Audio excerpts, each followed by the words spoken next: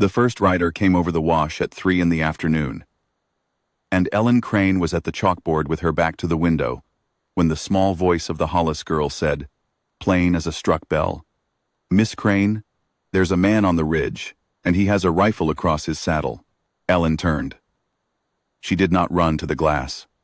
She set the chalk down, walked the length of the schoolroom past 42 children, bent over their slates, and looked out herself. The rider was watching the school the way a hawk watches a chicken yard, and behind him she could count 3 more shapes against the sage. She felt her own breath shorten and forced it slow. "Children," she said, "we are going to practice the storm drill. Quietly. Hollis, take the little ones to the root cellar. Quinn, you carry the lamp. No one cries. We are practicing." She did not let any of them see her hand shake when she shut the cellar trap on the last small back. Then she walked out the front door onto the warped pine step, alone, in her plain gray dress and her flour dust apron, and she lifted her chin to the ridge so the rider would know she had seen him. He touched his hat. That was the worst part. He touched his hat. And he turned. And he and his 3 friends rode back over the wash, the way a man walks past a store window to count what he will come back for that night. She had until dark. Maybe. The town of Cotton Pine sat 4 miles south, a creek bend collection of false fronts. Ellen knew every door of it. The sheriff had been dead 2 months of a kicked rib, and the territory had not yet sent a replacement. The deputy had ridden out to chase a horse thief 11 days back and not been heard from. The mayor was 60 and had buried 2 sons in the war. She locked the schoolhouse, took the old buckboard, and drove the 4 miles, standing up because sitting still felt like dying. By the time she reached the boardwalk, the sun was running down the sky too fast. She went to the printer first. She paid, Mr. Akers 4 bits. She could not spare for 40 handbills, and 1 larger notice for the saloon door. And watched him set the type. Wanted. Men who will stand. The Cotton Pine School stands between Tom Vale's band and 42 children. I have nothing to pay but a meal, and my thanks. Come tonight to the schoolhouse. Bring what you carry. Ellen Crane, schoolmistress. Akers read it twice and looked up at her. "Miss Crane," he said quietly, "you know what Tom Vale did to the Rourke place." "I know," she said. "Print it." She tacked the big notice on the saloon door herself. Behind the bat wings, a piano stopped. She did not look in. She drove home with her jaw set, and on the road, she allowed herself, for the length of 1 cottonwood, to cry without sound. Then she put the cry away in the locked drawer behind her ribs, where she had been keeping such things since the influenza took her husband 3 winters back. The first man came at full dark. She heard the horse before she saw him, a slow, even walk that did not try to hide itself. She stood in the schoolhouse door with the lamp behind her, and her hands folded so they would not shake. The horse stopped at the rail. A long shadow climbed down. He was tall and weathered and walked like a man who had ridden longer than he had slept.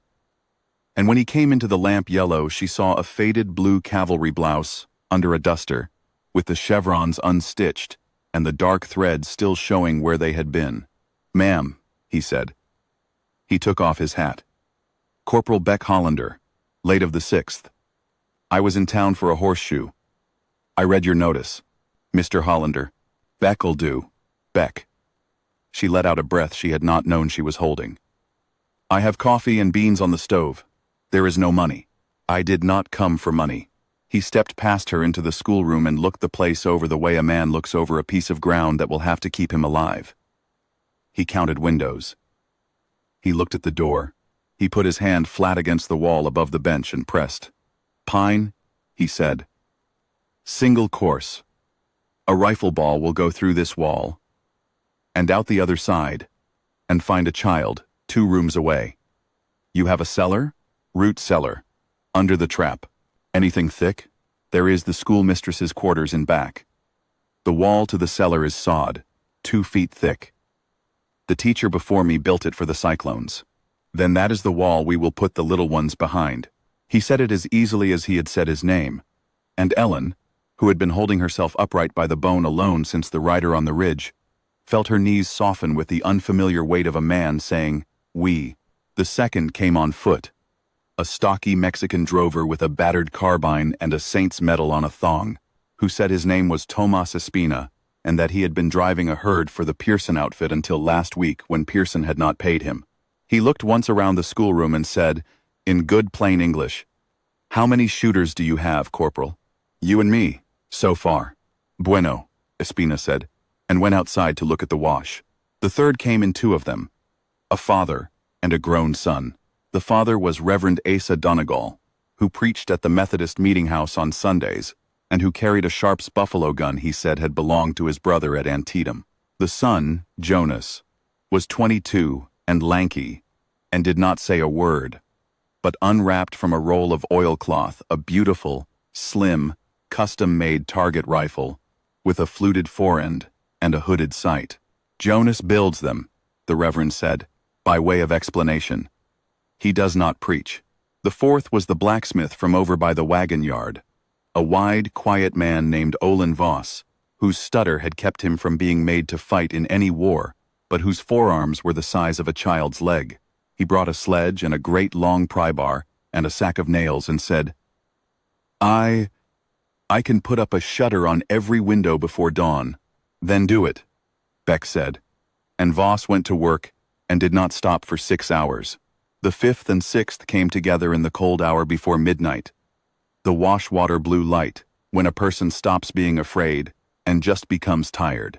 One was an old trapper named Hap Whetstone, whose left hand was missing 2 fingers, and who carried a Henry rifle and a pouch of cartridges and an opinion on every subject in the territory.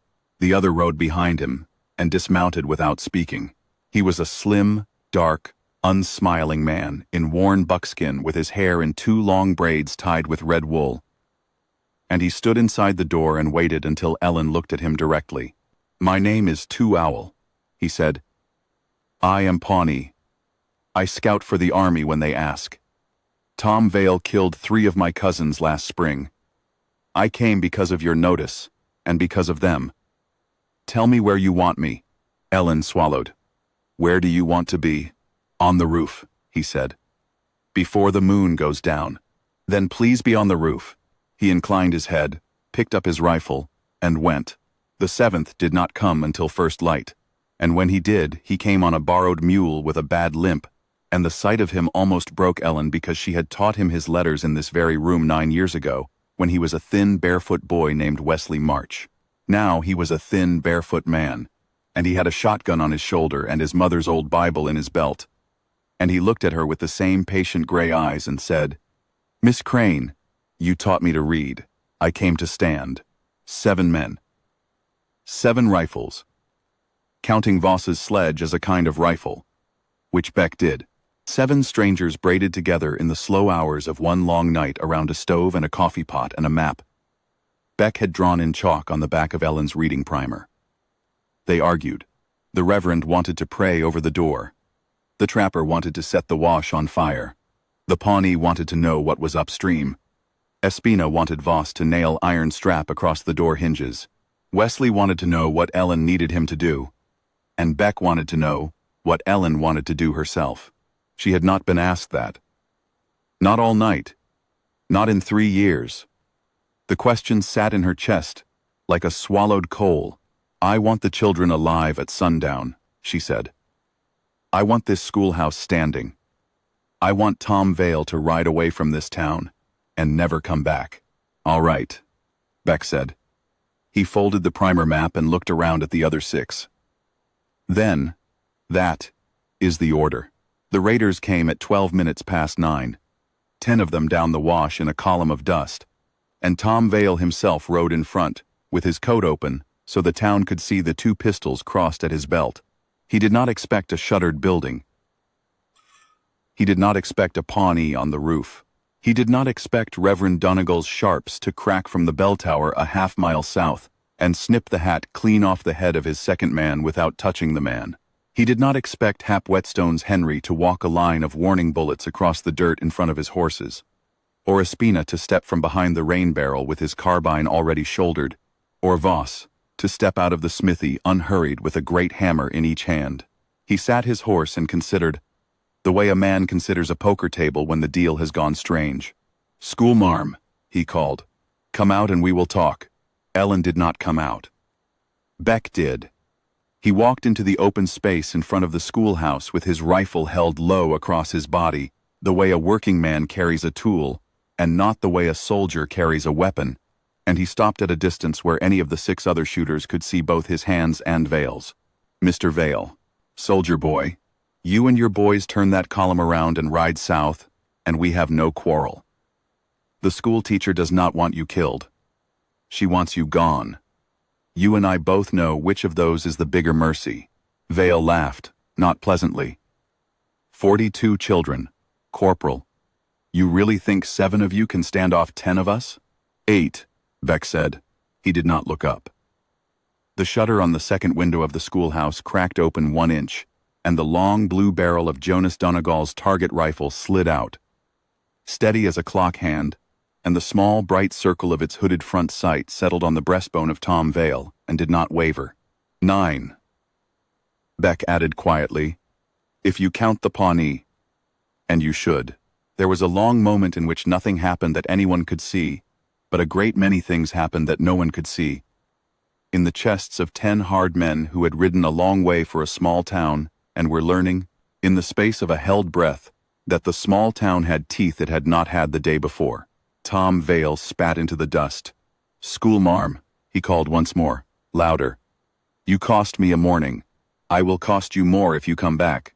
Ellen called from inside, and the children in the cellar heard her voice steady through the floor.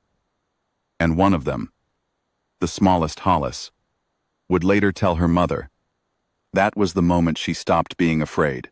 Vale wheeled his horse. The column wheeled with him. They rode out the way they had come, slower than they had come. And 2 Owl on the roof kept his rifle on the last horse until it was a smudge against the sage, and then he came down and drank a dipper of water and said, in a tone of mild surprise, "They did not come back. They did not come back. Not that day, nor the next." Word travels the territory in ways no telegraph can match, and a band of raiders turned away by a schoolteacher, and 7 strangers becomes.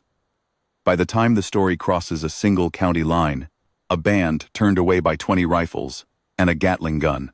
Tom Vale was killed 3 weeks later in a saloon at Las Cruces by a man whose face he had remembered and whose patience he had not. And the territory at last sent a sheriff to Cotton Pine, a quiet, older man who came to the schoolhouse first, hat in hand, to ask Miss Crane if she had anything she needed. She did. She needed the 7 men not to leave. Most of them did not. Reverend Donegal and Jonas walked home. Olin Voss took a commission to put iron shutters on every classroom window in the territory, and was busy at it for a year. Hap Whetstone made the schoolhouse stove his winter address and taught the older boys how to clean a rifle and when not to use one. Tomas Espina was hired by the new sheriff as a deputy. 2 Owl drifted north the way he had drifted in, but every Christmas a parcel of dried plums and a single hawk feather arrived at the schoolhouse door with no note.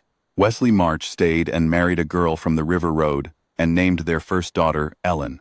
And Beck Hollander. Beck Hollander did not leave at all, but he did not stay easy either. He took a piece of land 4 miles east and put up a 1-room cabin and an outbuilding, and came to the schoolhouse on Saturdays to mend whatever needed mending, which Ellen always found something for. He did not court her. He did not know how. He carried wood without asking.